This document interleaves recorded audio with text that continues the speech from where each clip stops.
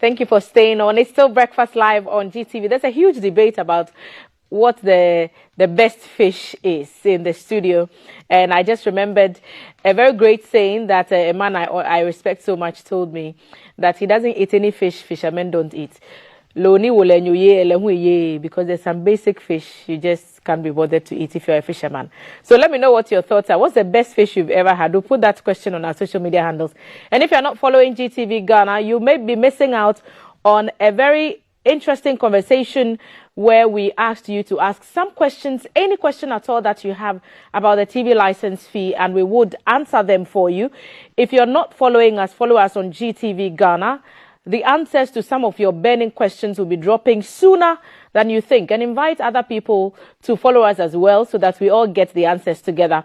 We are working to get 1 million followers by December, and you should join the fray across our social media platforms, Facebook, Instagram, Twitter. We are even on TikTok, GTV Ghana, everywhere. So this morning we are having a chat about the close fishing season. Fish is important. The Ghana Statistical Service 2002 estimates that about 2 million people are dependent on the fisheries sector for their livelihoods. More specific estimates account for 110,000 small-scale fishers in the marine sector, with at least as many people, mostly women, being involved in processing, marketing and ancillary activities. In spite of the significant contribution of the fisheries sector, overexploitation continues to threaten the productivity and sustainability of the country's fishery. And as part of measures to regenerate and sustainably manage Ghana's fast depleting fish stock, the Ministry of Fisheries and Aquaculture Development, MOFAD, and the Fisheries Commission, FCE, implemented the close fishing season for all artisanal and semi-industrial and industrial trawl. The implementation of the close fishing season began in 2016, and it had the following objectives, among others: to reduce overfishing and high fishing pressure, and to recover overexploited fish stocks and rebuild depleted fish stock. There are other objectives which include to replenish dwindling the fish stock. And so we are asking a question: what is the outlook for the 2023 season, which is just about to start? And what lessons can we learn from the season of 2022? At the table this morning, the Honorable Deputy Minister for Fisheries and Aquaculture, Mr. Moses Senim, is at the table. Honorable, thank you for making the time. Thank you. And he's here with Professor Francis Nunu, the board chairman of the Fisheries Commission. Prof, thank you also for being a part of our conversation this morning. We're just getting into what the best fish is. Other two panel members from the other segment talked about tilapia. Is that the best fish there is? And do you have another favorite? Well, my favorite is the catfish. Okay, why is that? Because it tastes good, the smoked one and the fresh ones. And we want to encourage Ghanaians to begin to develop the organoleptic for the fresh catfish. Basically, it has also some economic reasons. Why? Because of our challenge in depletion of the marine stock. And we think that the most viable alternative is aquaculture. And the catfish is a bit handy and simple to culture, not too difficult like that of the tilapia. So strategically, we think that when the Ghanaian developed the organoleptic for the catfish, organoleptic. Well, let me use the word taste. Maybe taste the taste for the catfish, and especially the fresh ones. And then its derivative in terms of smoke or other value addition, it will help us the more reduce the importation. Because where we are today, the countries that will survive are those that will increase their import substitutions. What I mean is that you reduce importation. And as much as we import some $200 million of fish, the best approach is to augment with aquaculture. And then, because catfish is best or easier to culture, which you can even do at your backyard. If you do it at your backyard and you develop the taste for the fresh and the smoked one, it means you will not go out to buy fish if you really want to use it domestically. So for me, I've developed the taste for catfish, and for its national and economic purpose, I want the Ghanaian to also develop the taste. And the Nigerians have come in and they've developed a lot of recipe. Now we have Ghanaians who have developed the catfish recipe into kebabs and other products. So I'm encouraging Ghanaians, let's go to our catfish, which usually the council call it adwene. Okay, and the adwene as an aquarium, the adwene and the mekwine, it's very good. And if you get some content to it, then we are domesticating, we are localizing, we are going into our indigenous recipes, okay, and our food. So we can cut down on this rice and others, the plantain, the fufu, the mekwine, the nkatekwine, the catfish, and then the other local dishes. And this is the only way that we can make Ghana great, this post-COVID time that has become a bit global financial challenges brought to bear to the entire world. So far, did there two, Adwene one? That's what the Electoral Commission's tally is at now. Prof, do you have a vote? Yes, but for something different. Okay. And I'm coming from the academic background, so I would like to talk about a fish called tioko. Tioko is... I have a story about tioko. If you're in Ghana, yes, I'm a Fanti, but people think, yes. So, yeah, tioko... It's a short name, isn't it? It's a short name, not the long name. The long name is not TV. It's not TV compatible. So tioko is in the family of red fishes. Ghanaians like red fish, and the family called sea bream. And the sea bream, all of them are red, but tioko alone is white with some green, yellow patches, and it's very sweet. And I recommend it for people to, cook it for their families and friends. And the scientific name too is very romantic. It's called boops boops. There's a lot to love about tioko, and now I'm hearing that. I understand why the Ghanaians call it what they call it. Yes, it's very sweet. So if you're not a Ghanaian, ask any girlfriend of yours what tioko's full name is. Yes. That's fish in the sea bream family. I think the grouper is a great fish. Yes, it's a great fish. I think, your grouper. Yes. If the fisherman doesn't eat it, I don't know why I should. But you see, all these conversations is for us to appreciate what we have in our waters. And it brings to mind why we should be concerned if the stocks are depleting.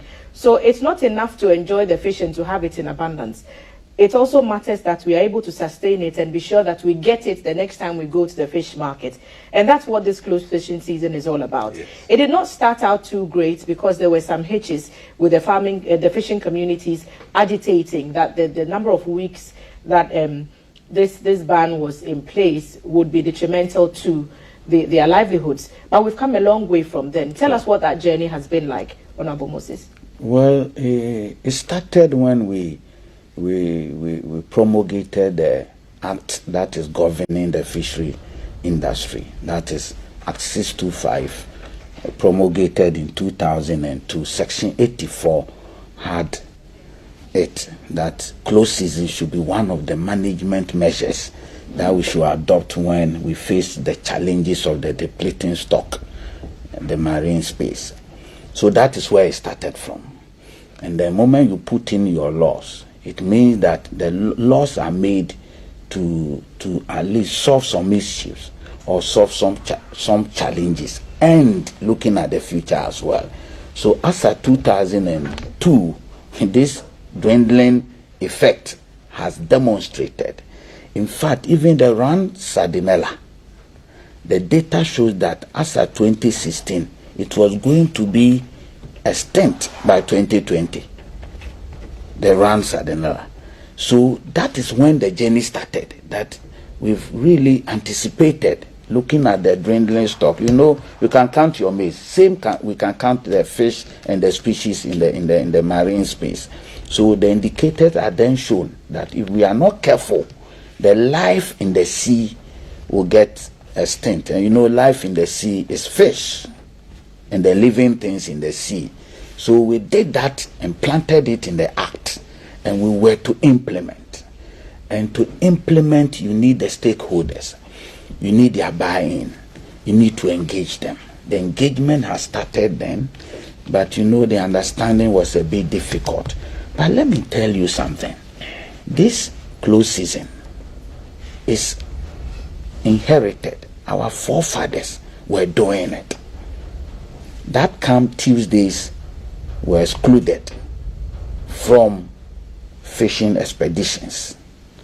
There were times that even our forefathers, when they saw there's so much bumper harvest, that glut is setting in, they closed the sea for some time to allow the catch to be sold and to be consumed. I'm told even at the estuaries and the lagoon, the Wulumo will come and close the sea. And it is the Wulumo who will come and cast the first net. And depending on the size of the fish that he will catch and the numbers, he will open it or still say that it is still closed. So it is nothing new. It is something our forefathers were doing. They even added tradition to it. They will kill a cow and put it in the sea. The fish will go and eat the cow, and then during that close season, they eat the cow so they can what? Grab it and spawn. And then they multiply themselves in numbers, matured, then they can be caught. So it isn't anything new.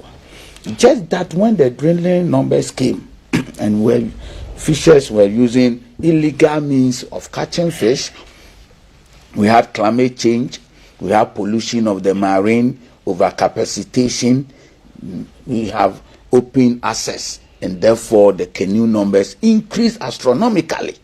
So there was so much pressure, and the fish were dwindling. So now, close season became one of the management measures as stipulated by law, Section 84 of Act 625, that we were to implement the close season. So we had no option than to get the buy-in of the fisher folks. Lo and behold, 2019 an attempt was made. 2020 the close season did not allow us. 2021 we called a major meeting with the fisher folks. And excuse me, fishing is science, technology, fishing is governance, fishing is practical experience. And the practical experience are fisher folks who fishing have been bequeathed to them as their source of their livelihood. And that is where you engage them. And then because July, August, September is one of our major upwelling season. Upwelling means that there's some underground current that comes up because of the surface temperature differentials, especially when it is between 24.5 to 25.5. There is an upwelling that happens. That is a current that blows from the bottom of the sea upwards. And it blows from the bottom of the sea coming with rich nutrients. The plants, the smaller plants in there are being consumed by some smaller insects, and they become food source for the fish, the ecosystem that God created. So any minute thing in the sea is very important because of the ecosystem. So this upwelling brings those nutrients, and then it brings biological activity. And that is where the fish gravid and spawn. The purpose of the July, August, September, which is the major upwelling, the minor one is end of December to the next year, February. We are concentrating on the major upwelling, which also, with the practical experience, matches with what our forefathers and our fisher folks are saying. Because that is when the fish gravid and spawn. And the key purpose of the close season as one of the management measures is to allow the fish to reproduce itself before it is caught. Because if you catch the fish before it gravid, what you are doing is that you are effectively increasing the dwindling numbers. That makes sense. But you then get it. Let's get Prof to help us understand this. why not make it off-season for everybody? Why do we need to have conversations around artisanal and semi-industrial and all this trolling and whatnot? What difference does it make? And if there's no fishing, shouldn't there be no fishing for everybody? Why the distinctions? Okay, thank you very much. The distinction is because they all don't have the same capacity. The industrial vessels are huge. They have huge nets that can adversely impact the fish industry more than the artisanal.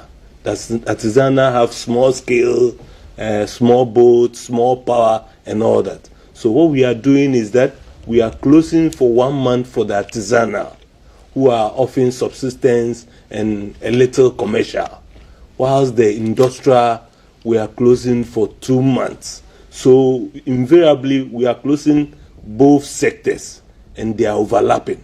So you have the tuners who have done theirs because they are being controlled internationally. They've done theirs January to March, because that is the whole world closing. Then we have the semi-industrial with the artisanal going off for 1 month in July. Then the trawlers or the industrial trawlers also going off July, August. So there's an overlap there. You see, so 2 months. And that is for so that for easy compliance. For easy compliance. So the tuners are doing in January to March, and because international laws compel them to. Our act also tells us to, like as has been mentioned by the Honorable, also tells us to close the season. So we are focusing on the local ones, July and August. And as has been explained, it is that period that there is the upwelling that brings nutrients from the bottom to the top. And during that period, fishes are able to get food to eat and to grow fast.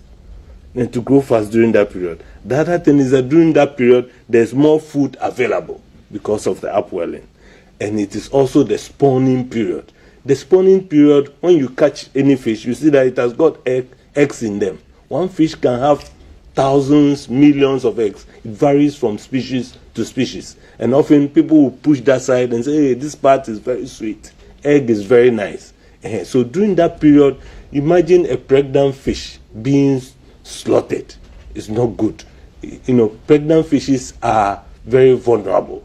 So during that period, we don't need to be drilling fishing. And traditionally, as Honorable said, it's been done in the past. Also, the next thing is that the fish processors themselves tell us that during that period, because the fish is fatty, it's full of eggs, when they smoke, the fish gets broken. And then, so during that period, they don't get as much profits from the fish as possible. We are supposed to, nationally, internationally, compelled to fish sustainably. So if during that period we fish, then we are destroying the resource. We are the next generation of fishes, we are consuming them now because we are consuming the eggs. So if we do that, then next year and next year. And we've been doing that continuously over the years. How are we doing with regulating the other parts of the conversations about what harms the fish stock?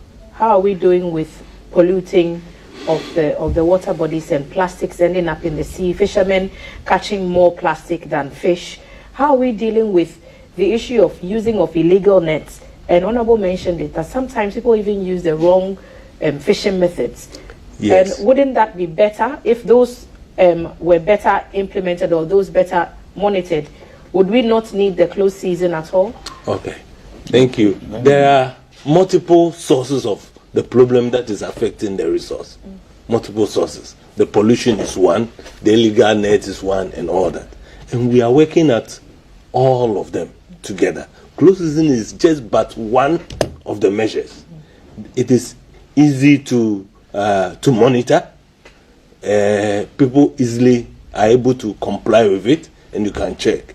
Illegal fishing or people fishing with dynamite or others, our eyes cannot be everywhere at the same time. When you come to pollution, we are collaborating with the stakeholders, the various stakeholders, Ministry of Environment, Science and Technology, EPA, and other things to put in measures. So we have national measures that is being put in. People will sweep the beaches and others. So there are what we call landing beach committees and all that activate their mechanisms to clean up the beach and all that. But we are also being told to, as part of attitudinal change, try not to litter. On land, everything we leave on land ends up in the sea, ends up in the rivers and in the lakes. So we should also try to containerize our plastics to avoid it going there.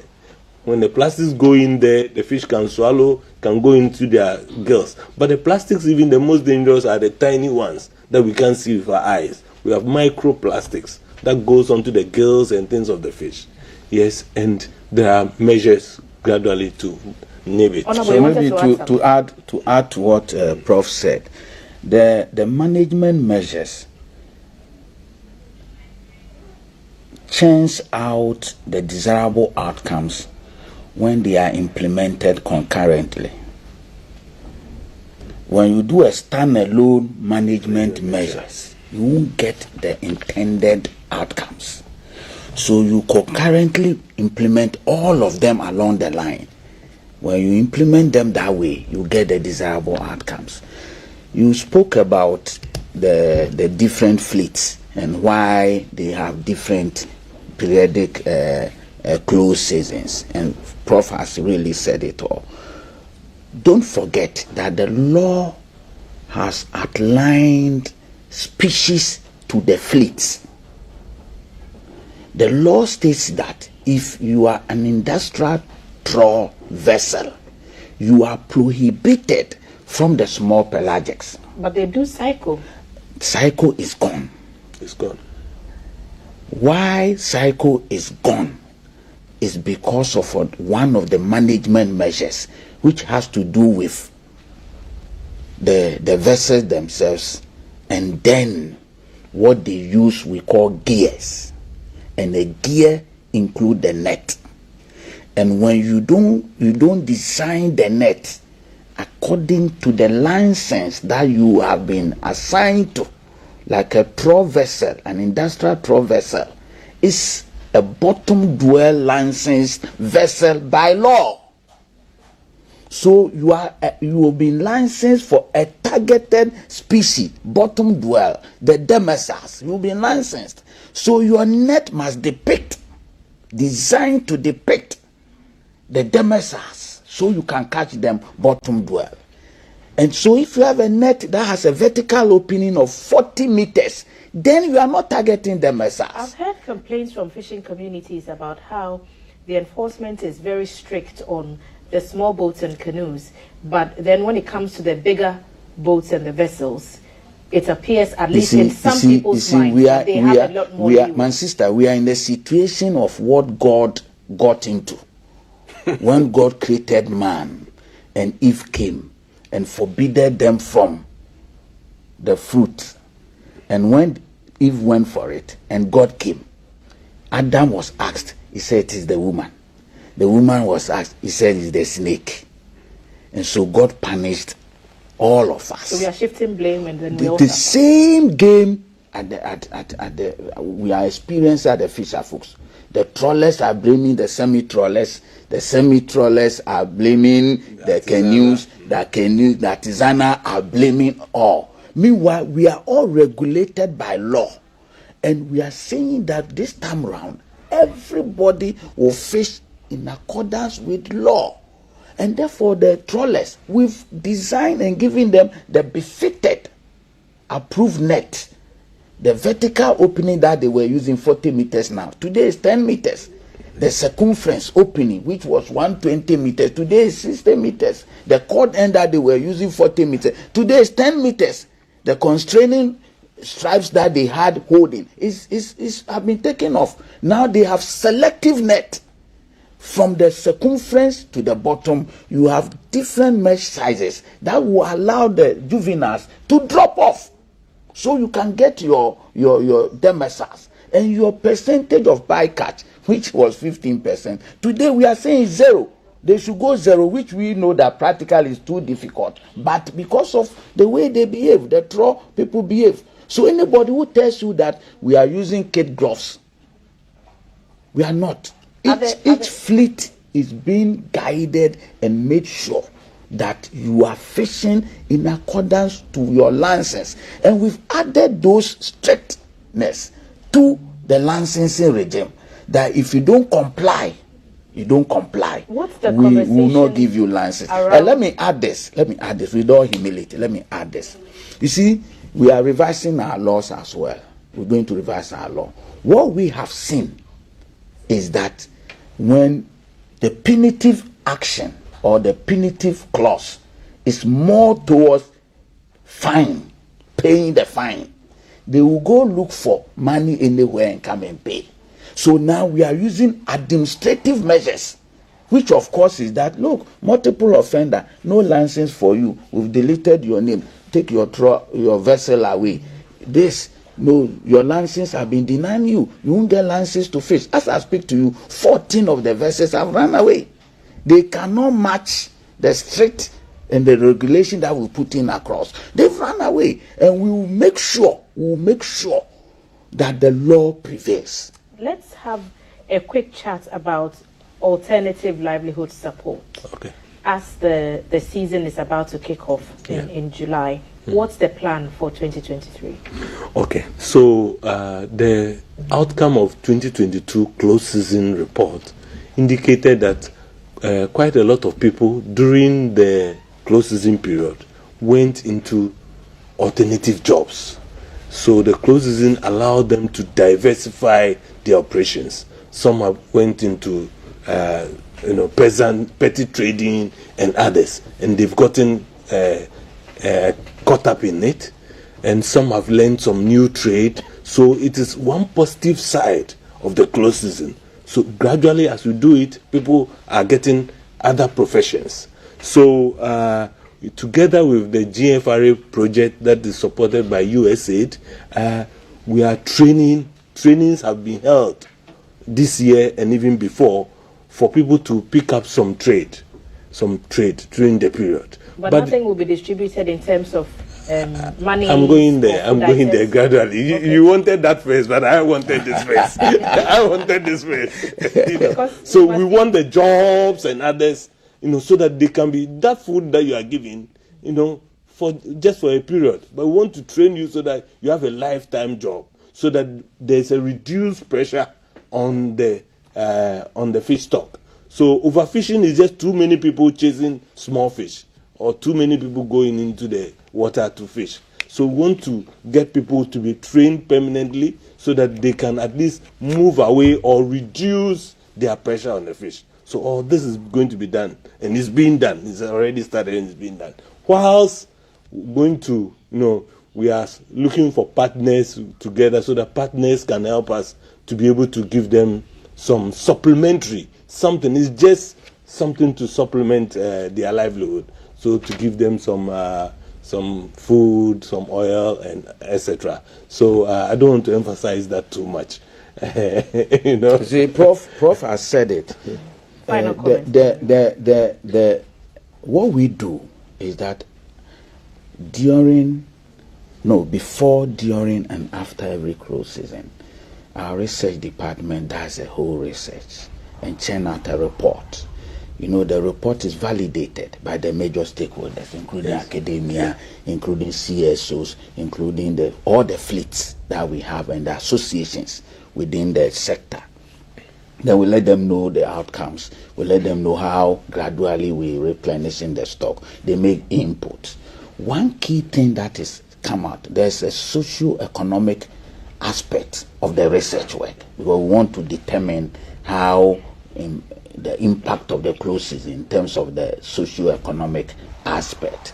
And one thing that has come up is that the culture of saving is beginning to develop among our fisher folks. And for me, that is a very important one. We used to say, sea never dries. Mm-hmm. You know the meaning? It means today when he goes, he gets fish. Tomorrow when he goes, he gets fish. So at a point, savings was not part really their culture. Now that culture is developing. And for me, that is another great one. So we are good to go, 2023. So we are good to go. 2023, the report, the scientific report indicates that we should continue with the close season, alongside, as I told you, concurrently implementing all the other management measures that will restock the SDG, the UN, the SDG could not take out life under the ocean, which is 14. Why? Because if you want to really eliminate poverty, you want to eliminate hunger, you want health and well-being of the citizenry, fish is very important. And therefore, sustainably managing the fishery resource is key. Now, what we are also doing, which we've gotten some partners to support us, is to increase the fisheries resources, either to the lagoons and the estuaries, where one of the resources that we're fishing from, and also the mangroves become a hiding place for even the fish to go and then gravid and spawn. Now we want to bring life back to the estuaries and the lagoons, because we need more space for them. And then the inland as well. The Volta Lake is about 1,500 kilometers, and the other aspect that we want to do. But don't forget aquaculture as well, because that is the most viable alternative that we can also use whilst we are replenishing the stock, which is a medium to long term. Because if you look at the number of years that this overcapacitation have depleted the stock, it is not a short-term measure, it's a medium to long term. And therefore, aquaculture for us as a policy is one of the strategic area to keep expanding. We've expanded from 5,000 tons to 98,000 tons for aquaculture. So my sister and everybody here, I'm encouraging all of you to go into aquaculture. Your backyard catfish can be reared at your backyard, in your small cubicles, and everywhere you can rear catfish, so we can domestically increase our fish production and reduce importation. Thank you so much, Honorable Deputy Minister for Fisheries and Aquaculture, Moses Zenim, and Professor Francis Nunu, Board Chairman, Fisheries Commission. Thank you, gentlemen, for making the time. They've been speaking to us about the closed fishing season, which starts on July 1 this year. Different periods for different vessels. The smaller canoes and smaller boats and those who engage in small-scale fishing, which is called the artisanal, have a 1-month closed season from July 1. The industrial vessels, which are bigger and they catch bigger fish, have until September, also starting 1st July until the end of September. All are expected to comply with the directives. All are expected to explore alternative ways of making money. If you're a fishing community, if you're a fisherman yourself, if you're a fisher folk, explore alternative means of making some money during the closed fishing season. Some support will come, but a lot will depend on you. Also get into aquaculture. And let's, by all means, protect our environment, dispose of our waste properly, and make sure that we are using the right types of equipment for all our fishing. That way we can save all the fishes that we like from extinction. So if it's the Tioko that's your favorite, or the grouper that's your favorite, you know that once the season closes, that delicacy will be back on your table. Breakfast on GTV after the break.